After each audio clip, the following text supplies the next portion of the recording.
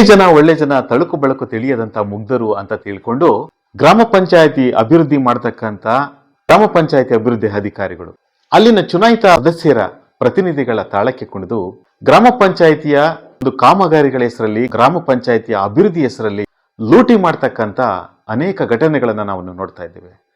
So ಈ ಸಂಬಂಧವಾಗಿ ಅನೇಕ ಪಿಡಿಒಗಳು ಸಸ್ಪೆಂಡ್ ಆಗಿ ಇವತ್ತು ಕೆಲಸವನ್ನ ಕೂಡ ಕಳ್ಕೊಂಡಿದ್ದಾರೆ. ಸೊ ಇದು ಕೇವಲ ಬೆರಳೆಣಿಕೆಯಷ್ಟು ಮಾತ್ರ ಪಿಡಿಒಗಳು ಸಿಗಾಕೊಂಡಿರುವಂತದ್ದು.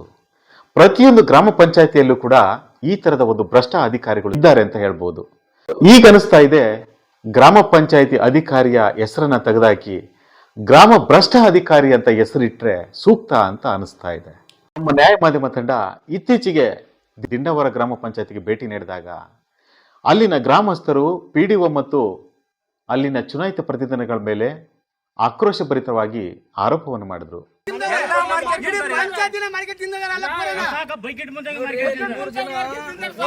ಆಕ್ರೋಶಭರಿತರಾಗಿದ್ದಾರೆ ಅಂತಂದ್ರೆ ಈ ಪಿಡಿಒ ಏನು ಈ ಪಿಡಿಒ ಪಂಚಾಯತಿ ಅಧಿಕಾರಿಗಳು ಪಂಚಾಯತಿಯ ಸದಸ್ಯರು ಇವರು ಪಾಲಿಗೆ ಇದ್ದಾರೋ ಸತ್ತಿದ್ದಾರೋ ಗೊತ್ತಿಲ್ಲ.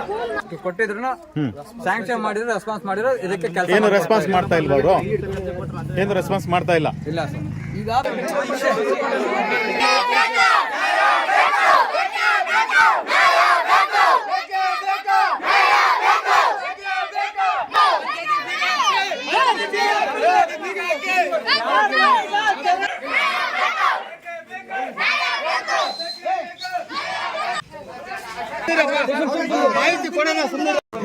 ಹಲೋ ಪಿಡಿಒ ಸುಮ್ಮನೆ ಅಲ್ಲ ಪಿಡಿಒ ಲೋಕೇಶ್ ಅವ್ರೆ, ಏನ್ ನಮಸ್ಕಾರ ರೀ. ನೀವು ಏನ್ ಇಲ್ಲಿ ಜನ ಆಕ್ರೋಶಭರಿತರಾಗಿದ್ದಾರೆ ಇಲ್ಲಿ ನೋಡಿ. ನೀವ್ ಏನ್ರಿ ಅವ್ಯವಸ್ಥೆ, ಎಷ್ಟು ಲಂಚ ತೆಗೋತಾ ಇದ್ರಿ, ನಿಮ್ಮ ಮೆಂಬರ್ಗಳೆಲ್ಲ ಎಷ್ಟು ಲಂಚ ತಿಂತಾ ಇದ್ರಿ ಈ ದಿಂಡವರ ಗ್ರಾಮಕ್ಕೆ ಸಂಬಂಧಪಟ್ಟಂತೆ ಏನ್ರಿ? ಏನಿಲ್ಲ ಇಲ್ಲಿ ನೋಡಿ ದಿಂಡವರ್ಗ್ ಬನ್ರಿ ಇಲ್ಲಿ. ಏನು ದಿಂಡವರ್ಗ್ ಬನ್ರಿ ಇಲ್ಲಿ, ದಿಂಡವರ್ಗ್ ಬನ್ರಿ. ಜನರ ಆಕ್ರೋಶ ನೋಡ್ತಾ ಇದ್ರೇನ್ರಿ? ಬನ್ರಿ ಇಲ್ಲಿ, ಬನ್ನಿ ಇಲ್ಲಿ. ಎಲ್ಲಿದ್ದೀರಿ ಈಗ ನೀವು? ಹಿರಿಯೂರಲ್ಲಿ ಏನು ಮೇಕೆ ಮೇಯಿಸ್ತಾ ಇದ್ರಾ? ಏನ್ ಮಾಡ್ತಿದ್ರಿ ಅಲ್ಲಿ? ಅಲ್ರಿ ಬನ್ನಿ, ಬರಕ್ಕಾಗತ್ತೆ? ಎಷ್ಟೊತ್ತಾಗತ್ತೆ? ಇಲ್ಲಿ ವೇಟ್ ಮಾಡ್ತಾ ಇದ್ದೀವಿ. ಇಲ್ಲ ಅಂದ್ರೆ ನಾನು ನಿಮ್ಗೆ ಪಂಚಾಯತ್ ರಾಜ್ ಕಮಿಷನರ್ಗೆ ಅರ್ಜಿ ಕೊಟ್ಟು ಈ ಫೋಟೋಸ್ ಎಲ್ಲ ವಿಡಿಯೋ ಕೊಟ್ಟು ನಿಮ್ಮನ್ನ ಕೆಲಸದಿಂದ ಡಿಸ್ಮಿಸ್ ಮಾಡೋದು ಗ್ಯಾರಂಟಿ.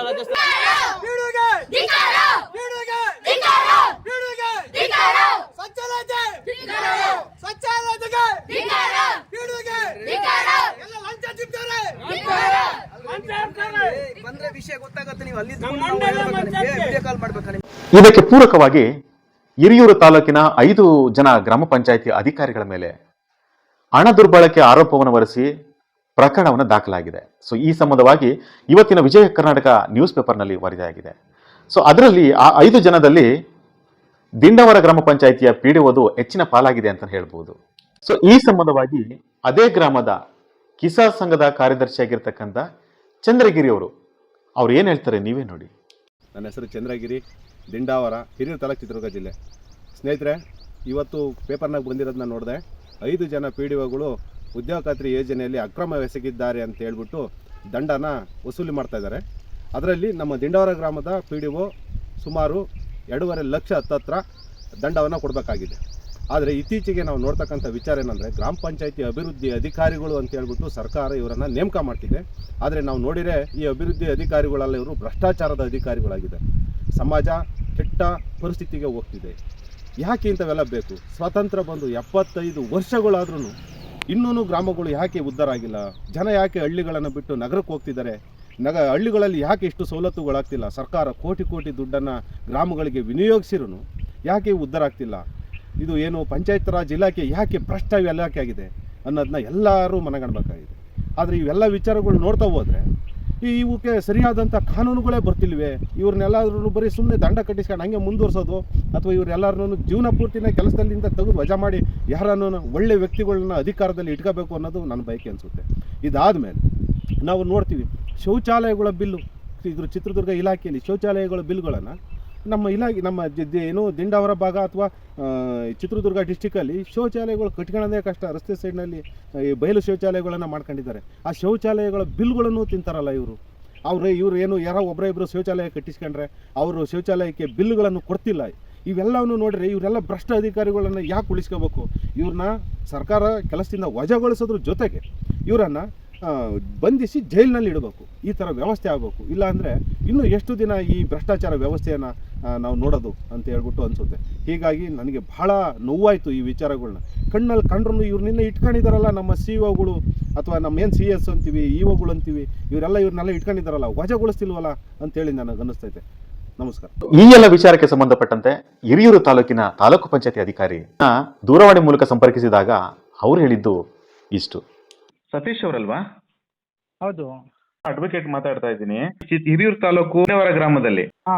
ಸಾಕಷ್ಟು ಅವ್ಯವಹಾರಗಳಾಗ್ತಾ ಇದೆ. ತಾವೇನ್ ಮಾಡ್ತಾ ಇದ್ದೀರಾ ನನಗೆ ಅರ್ಥ ಆಗ್ತಾ ಇಲ್ಲ. ಹೇಳಿ. ಸಾಕಷ್ಟು ಅವ್ಯವಹಾರಗಳಾಗಿ ನಮಗೆ ಗೊತ್ತಾಗಿದೆ, ತಮಗೆ ಗೊತ್ತಾಗಿಲ್ವಾ ಸರ್ ನಿಮ್ಗೆ? ಅಲ್ಲ, ಏನ್ ಹೇಳಿ ಪರ್ಟಿಕ್ಯುಲರ್ ಆಗಿ ನೀವು? ಈಗ ನಿಮಗೆ ಗೊತ್ತಿಲ್ವಾ? ನಿಮ್ಗೆ ಇವತ್ತು ಪೇಪರ್ ಅಲ್ಲಿ ಬಂದಿದೆಯಲ್ಲ ನ್ಯೂಸ್ ಅಲ್ಲಿ, ಹೌದು ಹೇಳಿ. ಆ ನ್ಯೂಸ್ ಅಲ್ಲಿ ಒಂದು ಇದು ಎನ್ನ ರಾಜ್ಯದಲ್ಲಿ PDO ಅಕ್ರಮ ದುರ್ಬಳಕೆ ಮಾಡಿದ್ದಾರೆ ಅಂತ ಹೇಳಿ ಅದಕ್ಕಾಗಲೇ ಪನಿಷ್ಮೆಂಟ್ ಆಗಿದೆ. ನಾವು ಜಡ್ಪಿಗೆ ವರದಿ ಹಾಕಿ ನಮ್ಮ ವರದಿ ಮೇಲೆ ಪನಿಷ್ಮೆಂಟ್ ಆಗಿರೋದು. ಅದು ಪನಿಷ್ಮೆಂಟ್ ಆಗಿದೆಯಾ? PDO ಶುದ್ಧ ಯೂಸ್ಲೆಸ್ ಇದಾನೆ ದಿಂಡ ಬರುತ್ತೆ. ಹೌದಾ? ಸಾಕಷ್ಟು ಸರ್ ನಾನು ಹೇಳ್ಬಿಟ್ಟಿದ್ದೀನಿ, ಸರಿಯಾಗಿ ರೆಸ್ಪಾನ್ಸ್ ಮಾಡ್ತಾ ಇಲ್ಲ. ಫೋನ್ ಮಾಡಿ ನೋಡ್ರಿ. ಕಾರಣಕ್ಕೆ ಮೊನ್ನೆ ಅವರಿಗೆಲ್ಲ ಪನಿಷ್ಮೆಂಟ್ ಆಗಿರೋದು 5-6 ಜನ PDOಗಳಿಗೆ. ಸೊ PDOಗಳಿಗೆ ಒಂದ್ ಸ್ವಲ್ಪ ಅರ್ಥ ಮಾಡ್ಕೋಬೇಕು. ಅಲ್ಲಿನ ಜನಗಳು ಹಾಗೆ ಇದ್ದಾರೆ. ನಿಮ್ ದಿಂಡಾವರ ಭಾಗ ಇದೆಯಲ್ಲ, ಒಂದ್ 50 ವರ್ಷ ಹಿಂದೆ ಇದೆ ನೋಡಿ ಡೆವಲಪ್ಮೆಂಟ್ ಅಲ್ಲಿ. ಅದು ಎಲ್ಲಿದೆ ಸರ್ ಡೆವಲಪ್ಮೆಂಟ್ ಅನ್ನೋದು? ಎಂತದೂ ಇಲ್ಲ. ಅದೇ 50 years ಹಿಂದೆ ಇದೆ ಅದು. ಹಾಗೆ ಇದೆ, ಹಾಗೆ ಇದೆ. ದಿಂಡಾವರ ಮತ್ತೆ ಗೌಡ್ನಳ್ಳಿ ಭಾಗ, ನಿಜ ನಿಜ ನಿಜ. ಕಲ್ಲೂರಳ್ಳಿ ಭಾಗ ಅಂತ ಏನ್ ಹೇಳ್ತಾರೆ, ಅದೆಲ್ಲ ಒಂದ್ 50 ಸರ್, ವರ್ಷ ಹೋದ್ರೆ ಹಾ ಜೀವನ ಹೆಂಗ್ ಮಾಡ್ತಾರೆ ಅಂತ ನನ್ಗೆ ಎಷ್ಟೋ ಸಲ ಫೀಲ್ ಆಗುತ್ತೆ ಆ ಕಡೆ ಹೋದಾಗ. ಸರ್ ಹಾಗೆ ಆಗಿದೆ ಸರ್. ಎಲ್ಲ ನೋಡಿ, ಎಲ್ಲ ಗಡಿ ಭಾಗ, ಅದು ಗಡಿ ಪ್ರದೇಶ. ಹೌದು.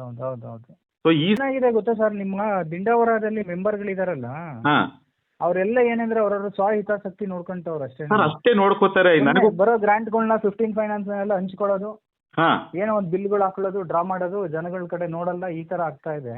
ನಿಜ ನಿಜ ನಿಜ. ಪಾಪ ಅಲ್ಲಿ ಜನನು ಬಹಳ ಇನ್ನೋಸೆಂಟ್ ಇದಾರೆ, ಅವ್ರಿಗೆ ಗೊತ್ತಾಗ್ತಾ ಇಲ್ಲ. ಏನ್ ಹೈಯೆಸ್ಟ್ ಎಕ್ಸ್ಪೆಂಡಿಚರ್ ಆಗಿದೆ ನಿಮ್ ಪಂಚಾಯತ್ ಅಲ್ಲಿ. ಸರ್ ಅದೇ ಸರ್, ಈಗ ನೋಡಿ ಕೆರೆ ಉಳ್ ತೆಗಿಯೋದು ಅಂತ ಹಾಕೊಂತಾರೆ, ಕೆರೆ ಯಾವ್ದೋ ಒಂದ್ ಮುಗ್ಲಲ್ಲಿ JCB ಇಟ್ಟು ಉಳ್ ತೆಗಿತಾರೆ, ಮತ್ತೆ ಅದನ್ನ ಬಿಲ್ ಮಾಡ್ಕೊಂತಾರೆ. ಹೌದು. ನಾನ್ ನೋಡಿದೀನಿ ಪಂಚಾಯತಿ ರೆಕಾರ್ಡ್ಸ್ ಎಲ್ಲ, ಹಾ ಹಿಂದಿನ ರೆಕಾರ್ಡ್ಸ್.